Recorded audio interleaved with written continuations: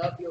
But অপদীপ, রাজনীতিতে আমরা যেটা দেখেছি যে ফার্স্ট অফ অল ঈদে কোন ছবি মুক্তি পাবে সেটা নিয়ে একটা রাজনীতি চলছিল। আদৌ আমরা হলে গিয়ে কোন ছবি এন্ড অফ দ্য ডে রাজনীতিতে পড়ে গেছে, পড়ে গেছিল না, দ্যাট মিনস পড়ে গেছে বিকজ অফ আমার ফিল্ম ক্যারিয়ারে কখনো 40 হল পায়। This is the first film রাজনীতি যেটাতে মাত্র 40টা হল পেয়েছে, আর ঢাকায় মাত্র একটা হল, ব্লকবাস্টার।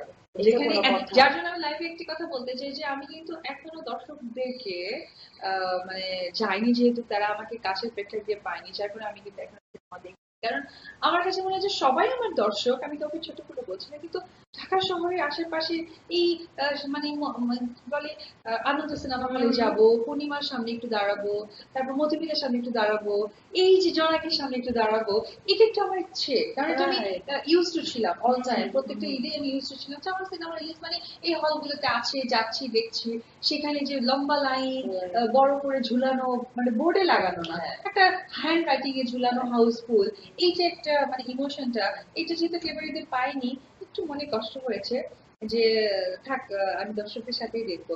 ওনারা যখন ওই হলগুলো মিস করেছে, আমি কেন আমার সিনেমাটাকে এক্স্যাক্টলি। বাট দেন अगेन অপুদি দুইটা কোয়েশ্চেন, দুইটা মিক্সড ফিলিংস, ইমোশনস দর্শকদের কাজ করেছে। ফার্স্ট অফ অল হচ্ছে অপু বিশ্বাসকে তাদের ফেভারিট, যে হচ্ছে অনেক বছর ধরে কিন্তু she was conquering the industry as an actress. So আবার সেকেন্ড জিনিসটা হচ্ছে যে একটা ঝড়ের একটা আলোচনার পরপরই কিন্তু আমরা অপু বিশ্বাসকে কিন্তু স্ক্রিনে দেখেছি। তো দুইটা মিক্সড ইমোশনস কাজ করছিল।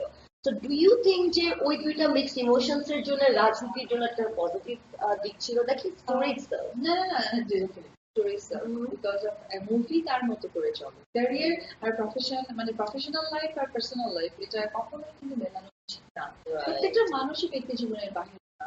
তো যেটাই হয়ে থাকুক না কেন, রাজনীতির যে স্টোরিটা, এটা একটা মানে full of movie entertain, that's why ওটার সাথে কোনো কিছু ইফেক্টেড হয় না। বাট ভারতের দুটি ছবিকে টপকিয়ে রাজনীতি definitely did very well. So যখন শুনতে পাচ্ছিলে যে অফকোর্স আমরা জানি যে তুমি খুব ভালোভাবে একটা কামব্যাক করতে চাচ্ছিলে, you were literally fighting for it, you were literally fighting for your position. যখন মুভি তোমার রিলিজ হচ্ছে তখন তুমি দেখছো যে অন্য দেশের ছবির সাথে রিলিজ হতে যাচ্ছে, সো কোথাও না কোথাও কি ডিড দ্যাট বদার ইউ? না, এটা আমার কখনোই ছিল না, বিকজ অফ আমি ট্রাস্ট করি আমার নিজেকে, ট্রাস্ট করি আমি আমার দেশকে, ট্রাস্ট করি আমি আমার দেশের ভালো কিছু। তো আমি আমার দেশের ভালো কিছুকে নিয়ে যদি অলওয়েজ থাকতে পারি, তো কেন সে যেটাই হোক না কেন, তো এটা আমার বদার করে না। আমার কাছে মনে হয়েছে যে যে দেশেরই হোক না কেন রাজনীতি একটা ভালো ফল পাওয়া দরকার ছিল।